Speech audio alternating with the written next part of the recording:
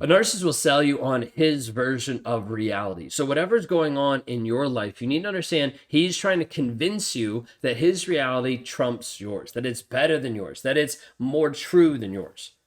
There's many times in my relationship with Kayla where I wanted to make sure that my reality was bigger than hers. Take the first time I ever heard the word narcissist. We were standing in the kitchen. A lot of our conversation happened in the kitchen. We were standing in the kitchen and we were cleaning up one night after supper. And there's this point where I'd been kind of like thinking, I've been kind of like going through some stuff, and I just turned to her random and I was like, "Do you think I'm a sociopath?" And she's kind of like taken aback. She was like, "Why would you say that?" And I was like, "Well, it's just kind of weird. Like I don't really care about people. Like my connection and care for other people, it's just not the same as other people. Like I don't really care." And so we looked it up. We looked up sociopath. We kind of walked through the different things, and we were kind of like, I can kind of half see it, but can't really see it. And then she was like, "You know what? I think you actually might be a narcissist." And by that time, she'd been slowly weaponized in the term narcissist from Lee Hammock, watching Mental Healness, and started to realize and see that the traits that I was having were actual narcissistic. Now, when she brought that up, I was quick to be able to look at it and be like, it doesn't really look like me. And I started to downplay it in the moment.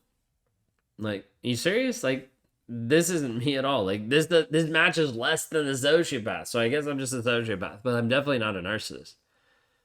And I had to keep playing it down. I had to continue to try to take my reality and impose it upon her.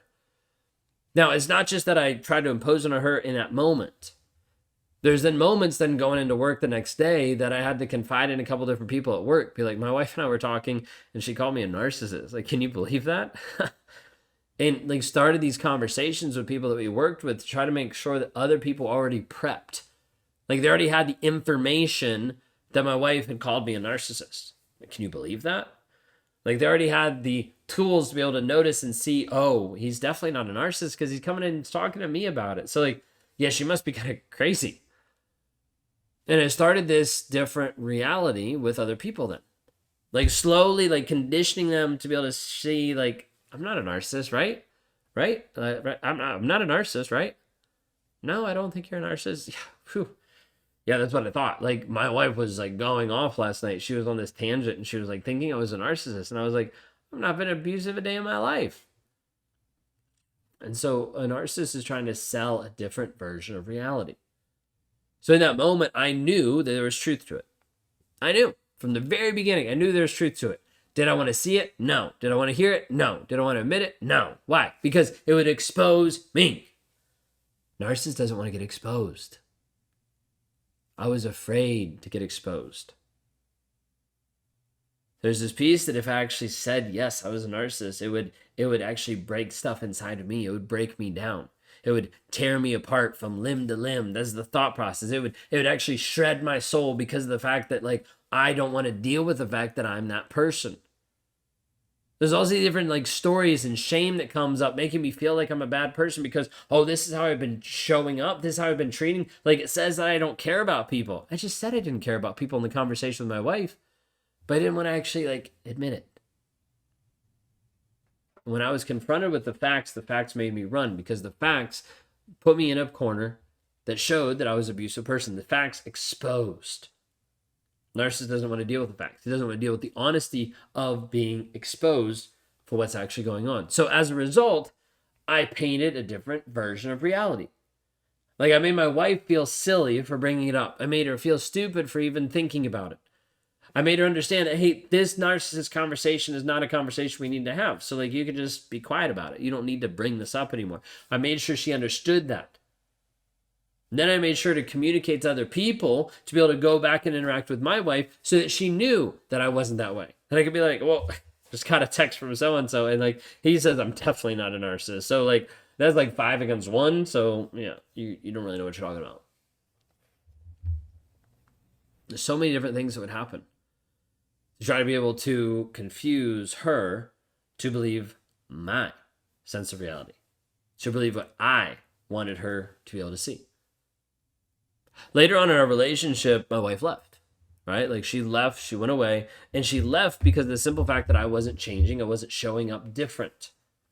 And inside this, there was a Hoover attempt. There was me calling her up and being like, I've changed, I'm different, and trying to be able to give her a different version of reality, right? Of like, magically healed, come back. But it wasn't true. I even went so far one time to be able to write down a letter. And she recently found this as she was going through stuff. This is like it's 14 pages.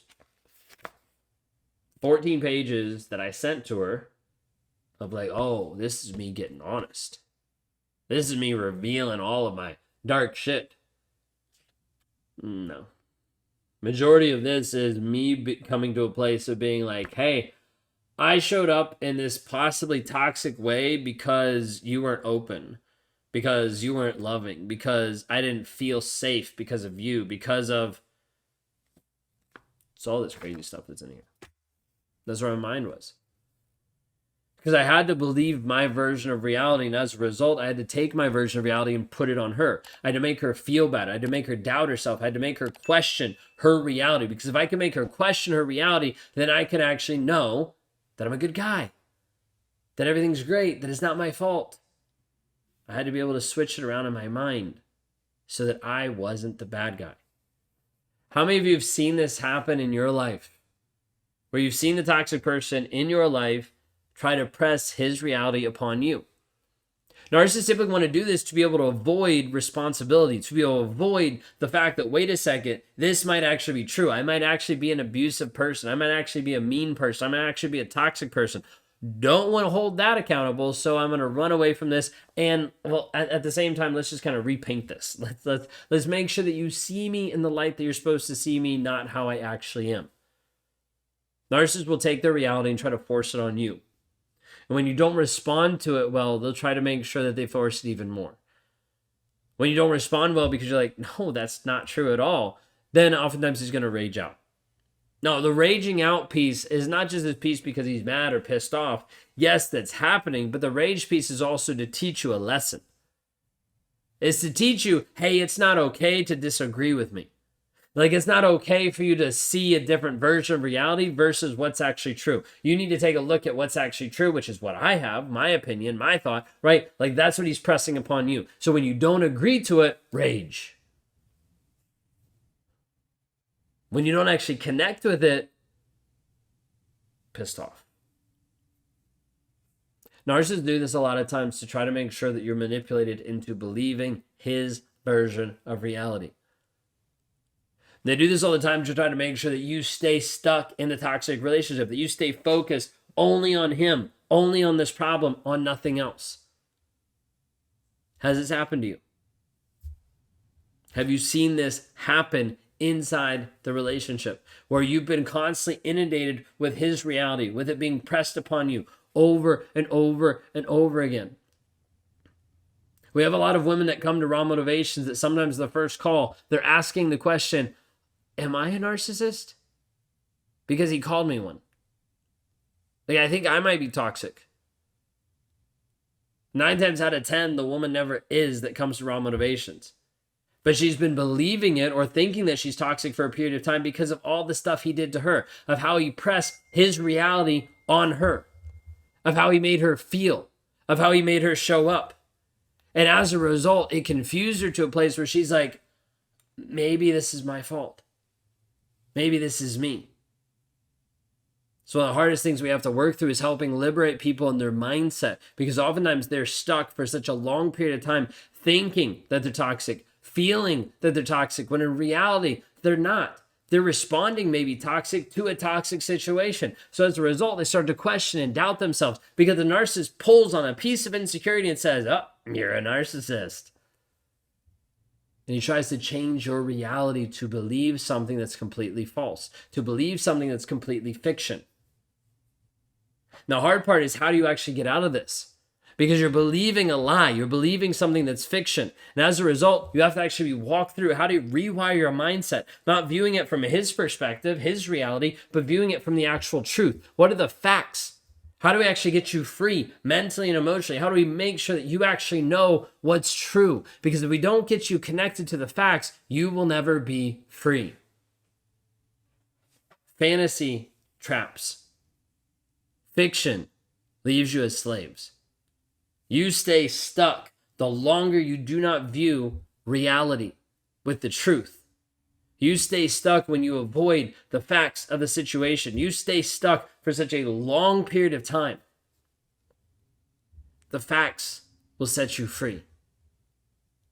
The hard part is you have to use the facts to be able to illuminate the path, to be able to get out of the fog of the reality that he's put you in.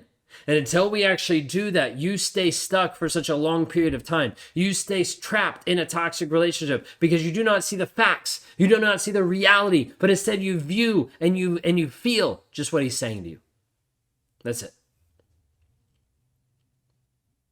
If you're in a place today where you've been stuck in a toxic relationship, you've been trapped in toxicity for such a long period of time, and you want to find freedom, please reach out for help.